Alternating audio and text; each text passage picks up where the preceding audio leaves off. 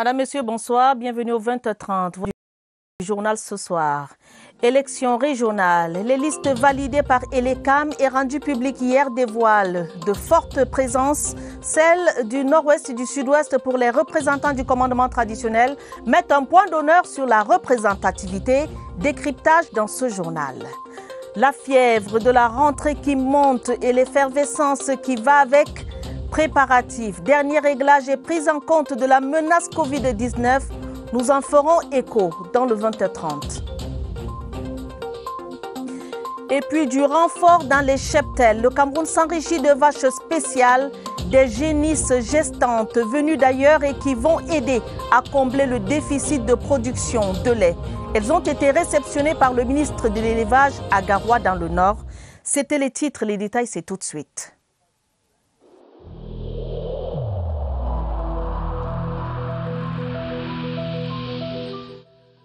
Le port du masque dans l'espace public restera obligatoire jusqu'à nouvel ordre.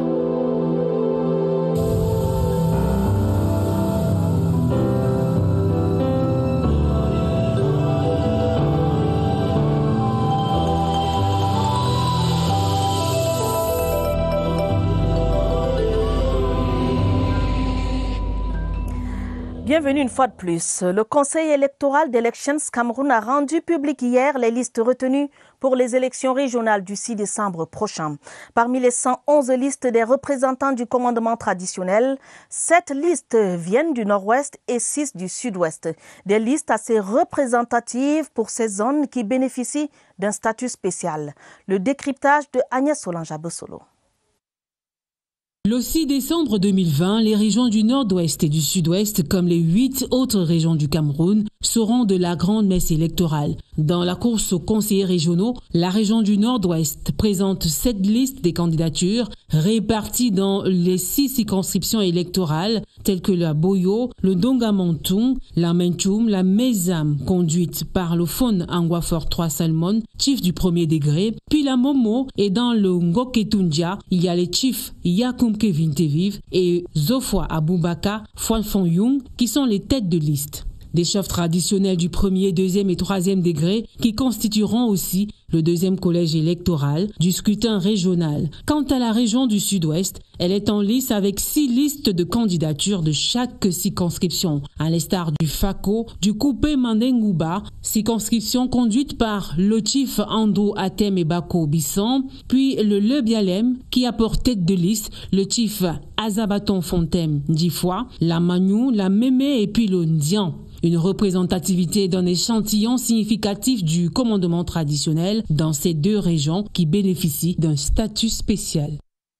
Ceci étant dit, ouvrons à présent notre page consacrée à la rentrée scolaire pour dire qu'à quelques 48 heures de cette rentrée, le casse-tête de la recherche des places dans les établissements s'intensifie pour certains parents. Une équation encore plus difficile cette année à cause des mesures de restriction liées aux mesures barrières contre le Covid-19. 50 élèves par salle, pas plus. Devant la fermeté des chefs d'établissement du public, certains parents n'ont pour seul choix que les collèges du privé. Franck Evina, reportage. La situation est source d'angoisse pour de nombreux parents. J'ai mon petit frère qui a eu le concours au lycée bilingue de Kounou. Et comme on a ouvert la section anglophone au lycée d'Onkolundongo, et moi je suis en Vrogada, j'aimerais qu'il ait une place au lycée d'Onkolundongo. Trouver une place dans un établissement secondaire public, une équation qui s'est davantage corsée, avec la limitation des effectifs à 50 élèves par salle de classe. Ces effectifs sont déjà respectés avec le concours d'entrée en 6e et avec l'interview pour les autres classes. Le lycée est déjà organisé et nous avons opté pour le système mode mi-temps.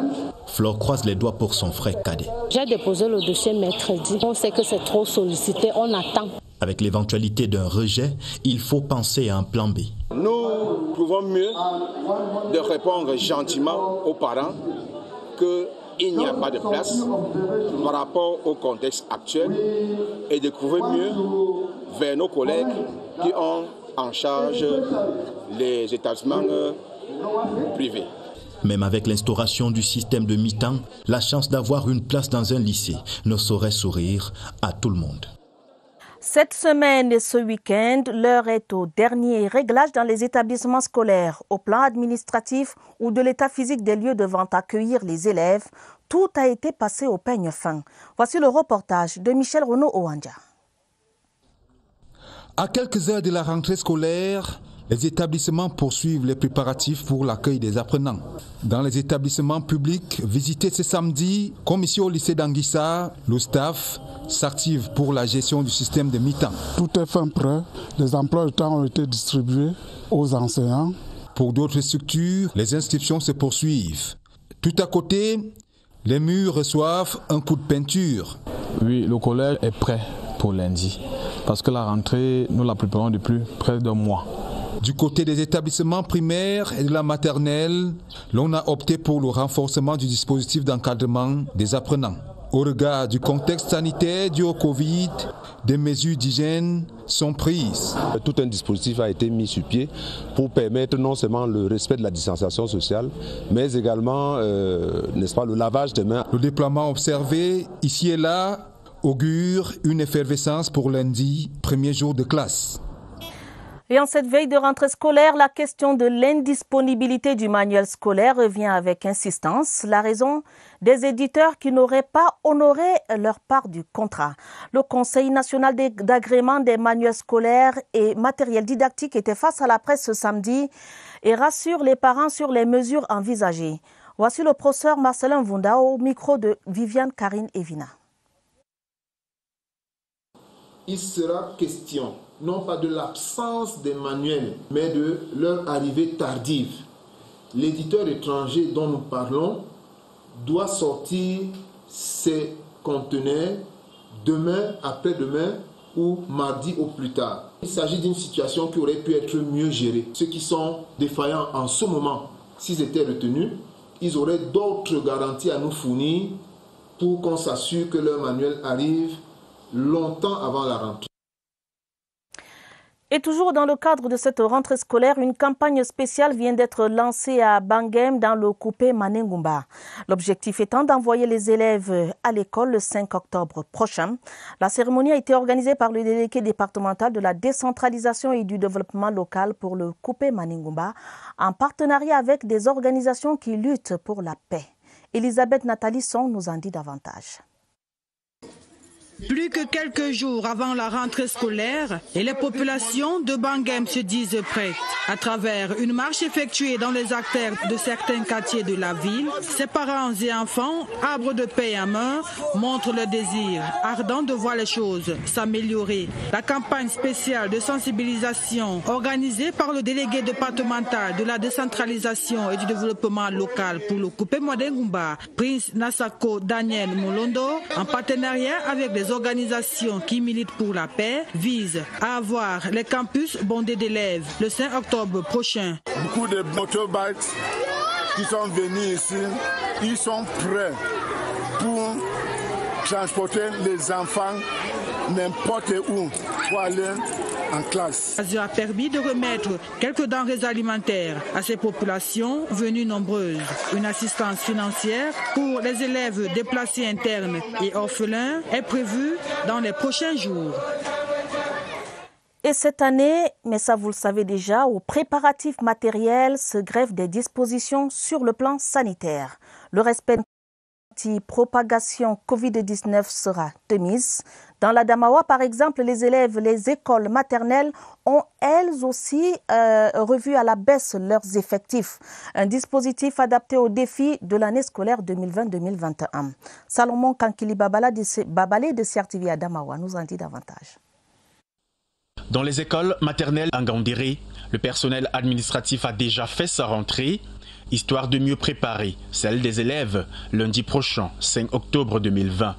Nous allons réduire ces effectifs. Même comme on dit que ça ne nous concerne pas, nous allons les réduire pour permettre vraiment cette distanciation-là.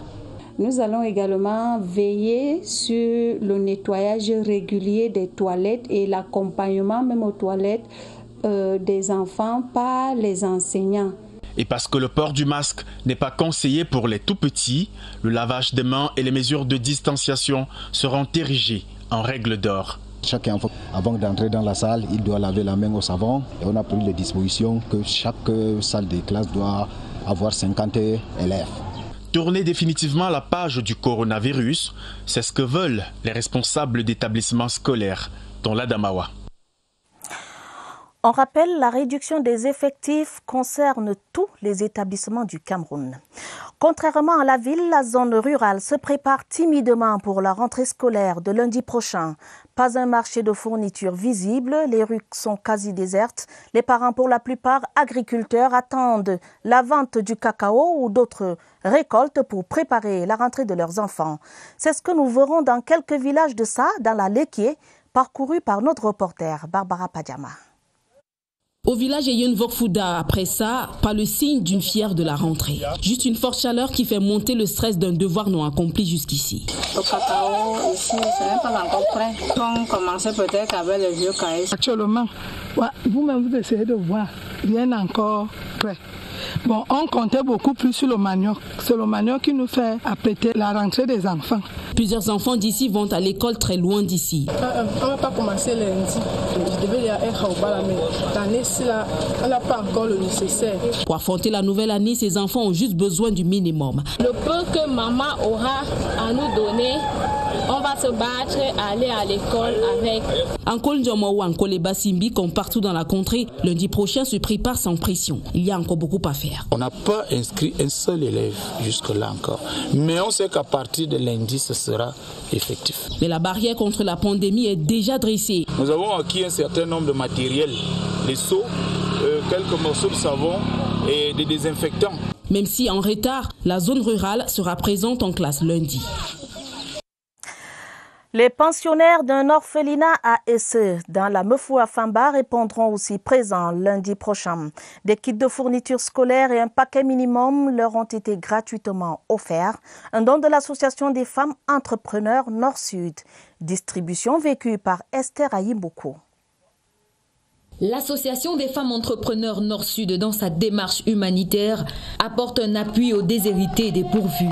En cette veille de rentrée scolaire, ce sont les enfants de l'orphelinat d'Essé qui ont bénéficié de leur assistance. Des dons composés de fournitures scolaires, d'un paquet minimum qui font la joie du chef du village. Nous ne faisons que dire merci. L'année prochaine, nous attendons toujours. La représentante du mouvement justifie cette démarche. Et comme nous faisons dans le social, nous ne pouvons pas l'abandonner. Il faut qu'on l'accompagne pour qu'elle aille au fond de son idée. Je remercie Madame Brigitte Marie. Il nous a gardé des fournitures scolaires. Il y a de cela quelques mois, ces héroïnes de l'entrepreneuriat apportaient leur soutien dans la lutte contre la Covid-19 en distribuant masques, liquides hydroalcooliques, entre autres. C'était au siège de leur association, à Biémassi. Je vous le disais dans les titres du journal, le Cameroun s'enrichit de vaches à lait. Des génisses gestantes en provenance de France ont été réceptionnées à Garoua, dans la région du Nord, par le ministre de l'Élevage, des Pêches et des Industries animales. Voyons tout cela dans ce reportage de Ousmane Assanda de CRTV Nord. À bord de cet avion qui vient de fouler le tarmac de l'aéroport international de Garoua, des passagers spéciaux. 165 vaches laitières gestantes de race Montbéliard en provenance de France. Une première vague sur les 8 attendues qui traduit dans les faits la politique nationale d'amélioration génétique. Une révolution agricole telle que le veut le chef de l'État. Le chef de l'État a engagé le gouvernement dans la modernité et dans une agriculture dite de seconde génération. Les animaux qui dans 4 mois vont contribuer à la baisse du déficit en lait au Cameroun, estimé à 120 000 tonnes. Soit une fuite des capitaux de 31 milliards de francs CFA par an. Programme du gouvernement financé par la Banque mondiale à hauteur de 54 milliards de francs CFA à travers le projet Prodel, salué à sa juste valeur. Depuis des années, nous attendions ces génisses-là. Maintenant que c'est une réalité, nous disons merci au gouvernement, merci à son Excellence le Président de la République. Après avoir débarqué à Garoua, ces vaches pas comme les autres ont pris la direction de Louguéré, dans le département du Mayo-Louti, à bord des camions pour une période d'acclimatation de 30 jours. Des génisses gestantes qui viendront booster la production laitière, rehausser la qualité des cheptels et réduire le déficit observé chaque année et qui est estimé à 120 000 tonnes de lait pour une importation de 31 milliards de francs CFA. La portée économique de cette action avec Sadou Mamoudou. Jusqu'ici, les zébus Bororo, les goudali et autres torrents pompent 4 à 5 litres jour. Ce en dépit de la diversité des champs fourragers. Le projet d'appui à la production agricole, la caisse de développement de l'élevage pour le Nord, le projet laitier pilote, les mini-laiteries de Ngaoundéré et Meganga. Et le dernier né, Prodel. Le Cameroun ne veut plus mener paître son cheptel ailleurs. C'est 165 génisses Montbéliard. C'est mathématiquement la réduction du déficit annuel chiffré à 120 000 tonnes. Le tonnage de production laitière estimé à 239 000 tonnes par an sera multiplié par 5, soit 1 195 000 tonnes. Le contre-coup sur la balance commerciale nationale de 31 milliards de francs CFA va s'adoucir. Et ce n'est pas fini. Dans 3 mois exactement, les premières portées seront à terme et marqueront le début de la traite. 20 à 25 litres jour par génisse. Les petits seront repartis sur l'ensemble du cheptel national, estimé entre 7 et 8 millions de têtes, et dont les 2 tiers seraient détenus par la région de la Damawa. Et nous restons en économie pour dire que la collecte des droits et taxes de douane par voie numérique sur les téléphones et terminaux téléphoniques est désormais effective. Le dispositif relatif est actionné depuis jeudi 1er octobre. L'innovation concerne les consommateurs, les importateurs et autres opérateurs économiques. Détail dans ce reportage de Lucrèce Mbenga. C'est l'article 7 de la loi de finances de 2019 qui entre ainsi en vigueur.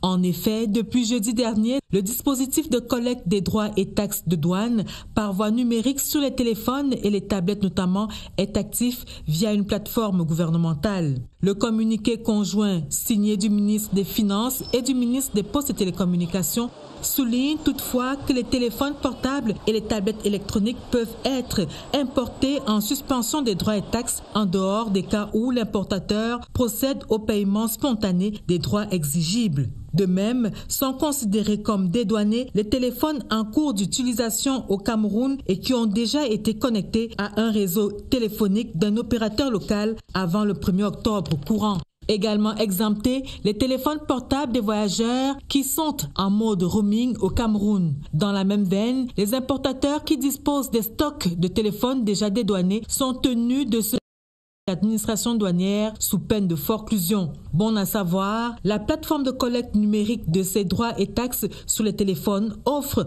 la possibilité aux consommateurs de les payer par traite ou intégralement une fois. De futurs managers aptes aux bonnes pratiques dans la gestion des finances publiques, c'est à la faveur d'une conférence à l'Institut supérieur de management public, ISMP. Au centre de la réflexion, la réforme de la juridiction des comptes dans l'espace SEMAC avec l'expertise du professeur Pierre Guisselé, expert en finances publiques. La synthèse avec Victor Lema. La bonne gestion des ressources publiques passe nécessairement par la maîtrise des textes et idéologies qui encadrent l'administration. D'où la tenue de cette conférence qui permet aux auditeurs de se faire une idée sur la réforme des juridictions des comptes dans l'espace CEMAC. J'y découvre les mécanismes juridiques de contrôle des finances publiques. Un mécanisme important pour un État de droit comme le Cameroun. Il fallait donc saisir le prétexte pour étendre la réflexion au Cameroun, zone de compétence de ces apprenants. Pour le moment, le seul organe effectif en termes de juridiction financière, et là je dis entre guillemets, c'est la Chambre des comptes de la Cour suprême. Mais cette Chambre des comptes a vocation à évoluer sous le modèle de la Cour des comptes CEMAC. Les conférences du genre vont jalonner la formation de ces futurs managers pour qu'à terme, l'administration camerounaise brille par un personnel compétent.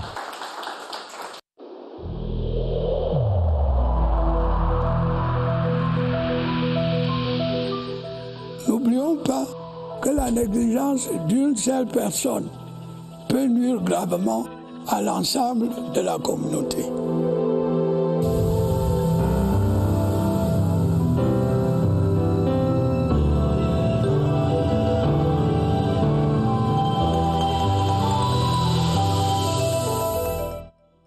poste national anti-Covid-19 pour dire que les portes d'entrée du Cameroun font l'objet d'une surveillance des services médicaux.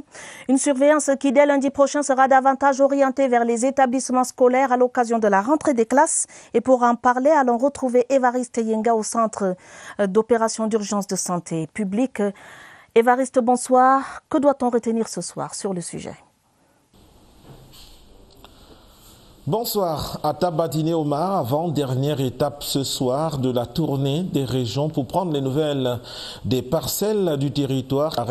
Ce soir dans le sud-ouest où nous rencontrons le délégué régional de la santé publique de cette zone, le docteur Ebongo. Docteur, bonsoir.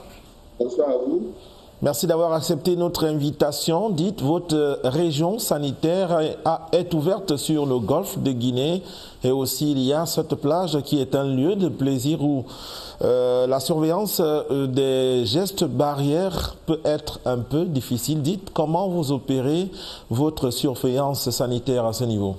Nous devons augmenter la surveillance dans le port d'entrée et ainsi toutes les mesures sont prises avec la désinfection de tous les bateaux systématiques qui est systématique et le testing de tous les passagers à bord qui accostent dans nos différents ports d'entrée.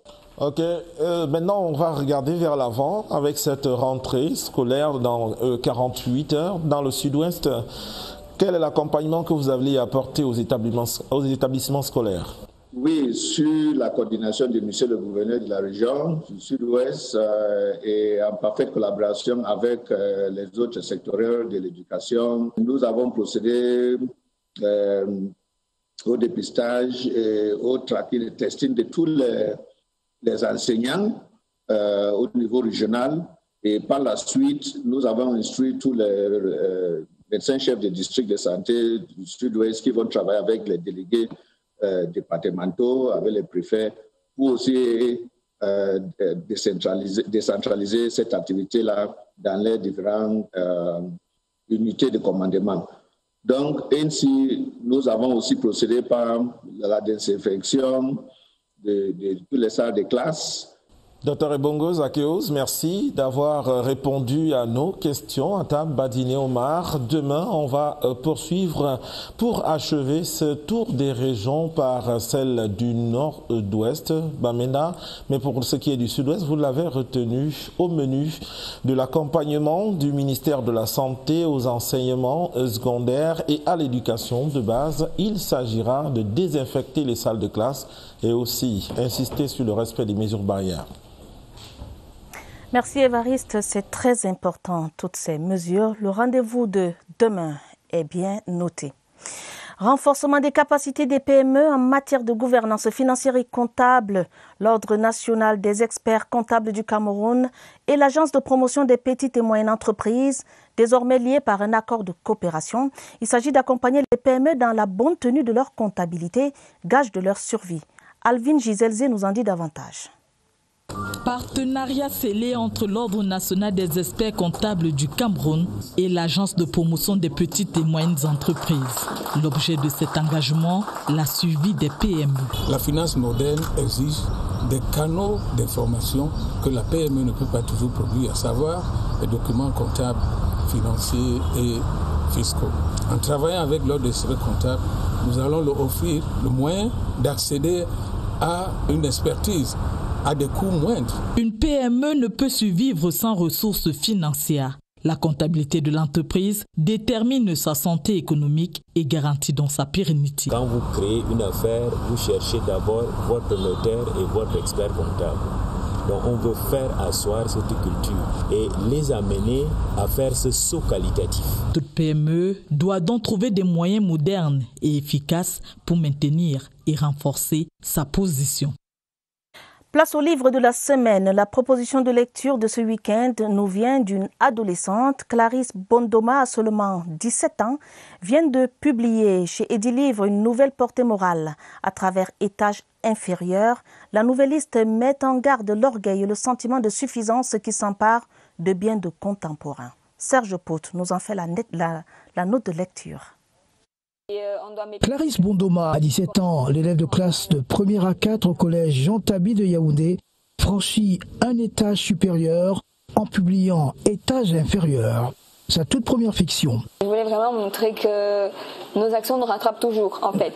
Et on n'a pas à se considérer supérieur aux autres parce que ce n'est pas vrai. La nouvelliste fait la démonstration d'une maîtrise des règles de la narratologie. En témoigne la construction de l'intrigue à partir du personnage central, Guillaume. Je me suis dit que pour faire passer le message, il faut que je crée une personne un peu imbue d'elle-même. 3 parties structurent cet opus de 50 pages. Cet acte d'écriture et sa facture questionnent sur le potentiel de son auteur. La réponse est à chercher dans sa passion pour la lecture. Clarisse Bondoma suit ainsi les pas de Guillaume Oyonombia, Mongo Betty et Ferdinand Léopold Oyono, tous 3 auteurs pionniers et prime sautiers. Bon vent à mademoiselle Bondoma.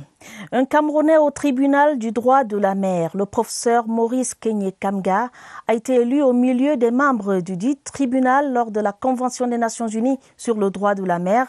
Il a prêté serment le 1er octobre dernier pour un mandat de 9 ans. Une victoire pour la diplomatie camerounaise. Son portrait est dressé ici par William Badier. Un nouveau laurier dans la diplomatie camerounaise. Le professeur Maurice Kenyé Kamga est désormais membre du tribunal international de la mer. Dans un contexte marqué par la pandémie du Covid-19, la cérémonie de prestation de serment s'est déroulée en présentiel pour certains membres et par visioconférence pour d'autres. Ministre plénipotentiaire et universitaire, le professeur Maurice Kenyé Kamga a entre autres servi le Cameroun comme conseiller juridique au ministère des Relations extérieures avant d'embrasser une carrière internationale. Le chef de l'État, son Excellence Paul Biya, a bien voulu accueillir favorablement ma demande afin que ma candidature soit préparée par notre pays. Le mandat ouvert ce 1er octobre 2020 est pour une durée de 9 ans renouvelable. En sport, l'activité sportive nationale regagne progressivement sa vitalité. Le ministre des Sports autorise la reprise des activités physiques et sportives à condition que les pratiquants de sport observent rigoureusement les mesures et protocoles sanitaires liés au Covid-19. Évariste Yinga. C'est reparti. Les sportifs peuvent retrouver le chemin des stades et des gymnases au Cameroun. Une circulaire du ministre des Sports autorise la reprise des activités physiques et sportives dès le 1er octobre 2020.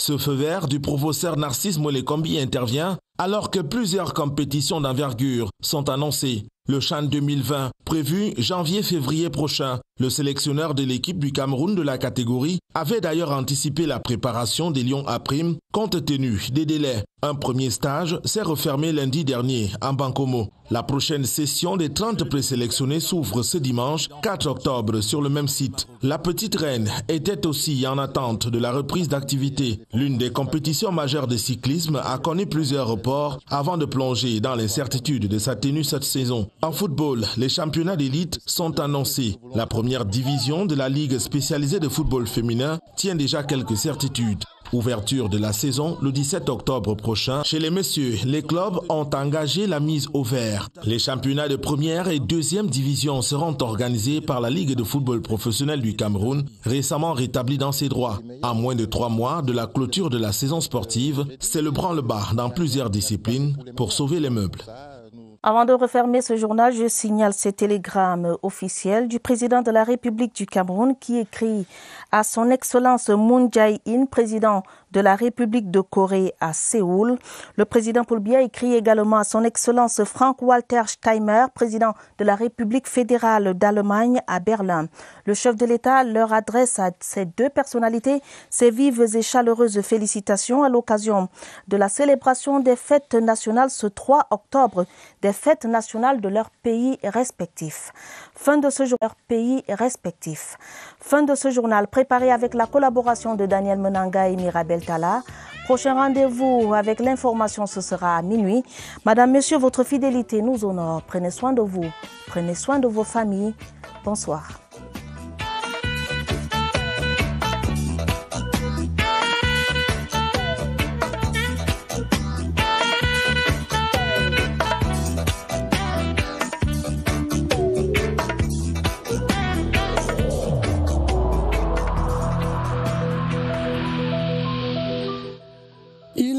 essentiel que les mesures qui ont été indiquées soient absolument respectées par chacun de nous. Lavez-vous régulièrement les mains à l'eau et au savon ou à l'aide d'un gel hydroalcoolique. Restez à au moins 1 mètre de distance des autres personnes, surtout si elles toussent, éternuent ou ont de la fièvre. Si vous avez de la fièvre, de la toux ou des difficultés à respirer, consultez un médecin.